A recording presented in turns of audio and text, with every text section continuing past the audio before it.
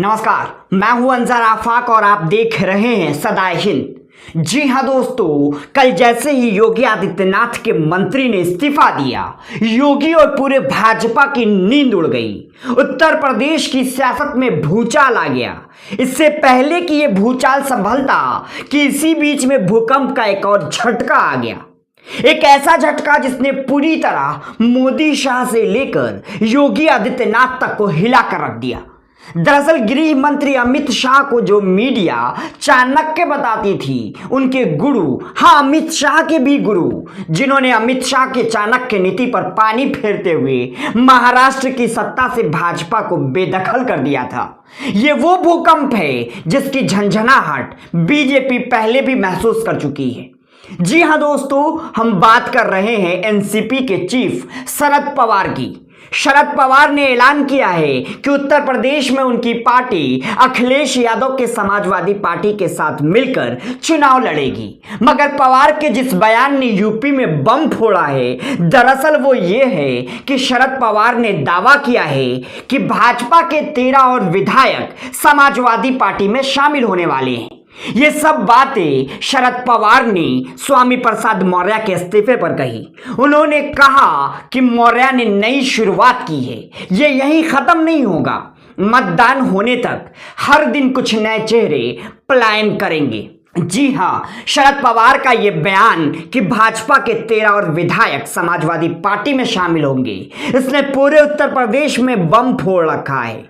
क्योंकि कल ही योगी के मंत्री स्वामी प्रसाद मौर्य के साथ 4 और भाजपा विधायकों ने पार्टी छोड़ दिया था। तो कुल मिलाकर कल एक मंत्री सहित 4 विधायकों ने भाजपा का दामन छोड़ दिया। इसके बाद भी भाजपा को उम्मीद है कि उनके मंत्री वापस भाजपा में आ जाएंगे। हम ऐसा इसलिए कह रहे हैं क्योंकि बीजेपी के एक प्रवक्ता हैं गौरव भाटिया, जिसको टीवी की डिबेट्स में तोतला भाटिया भी कहा जाता है। उन्होंने एक ट्वीट किया था जिसमें केशव प्रसाद मौर्य को सूर्य और स्वामी प्रसाद मौर्य को अंधकार बताया था। हम था इसलिए कह रहे हैं क्योंकि गौरव भाटिया ने थोड़ी देर बाद ही अपना वो ट्वीट डिलीट कर दिया, क्योंकि कहा यह जा रहा है कि ऊपर से उनको मनाने की कोशिश की जा रही है। लेकिन भाजपा के मंत्री पद को लात मार चुके स्वामी प्रसाद मौर्य ने 2 टूक शब्दों में भाजपाइयों को चेतावनी दे दी है। उन्होंने कहा है कि जिन नेताओं को घमंड था कि वो बहुत बड़े तोप है, उस तोप को मैं 2022 के चुनाव में ऐसा दागूंगा कि उस तोप से सारे भाजपा के नेता स्वाहा हो जाएंगे। तो ये बात हो गई स्वामी प्रसाद मौर्य के साथ 4 और विधायकों के इस्तीफे और शरद पवार के दावे की। लेकिन इसके आगे भी लगातार बीजेपी के साथ खेला होता जा रहा है। माना यह जा रहा है कि आने वाले 2-4 दिनों में 30 से 40 विधायक भाजपा का साथ छोड़ देंगे। जी हाँ दोस्तों, हम ऐसा इसलिए कह रहे हैं क्योंकि लगातार ऐसी खबरें आ रही हैं। एक पत्रकार है प्रशांत शुक्ला, वो कहते हैं कि यूपी बीजेपी में भगदड़ मची।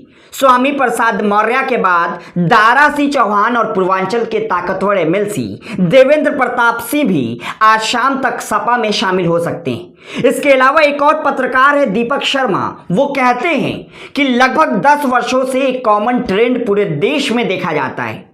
चुनाव से ठीक पहले विधायक दूसरी पार्टियों को छोड़कर बीजेपी में आते थे। ये मोदी युग के इतिहास में पहला चुनाव है जब विधायक बीजेपी छोड़कर किसी अन्य दल में जा रहे हैं। क्या ये अखिलेश का मास्टर स्ट्रोक है?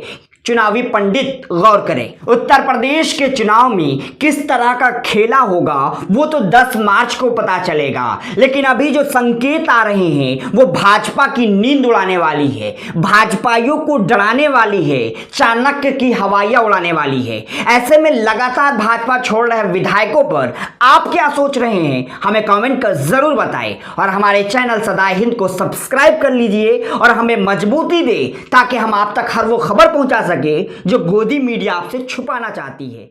धन्यवाद।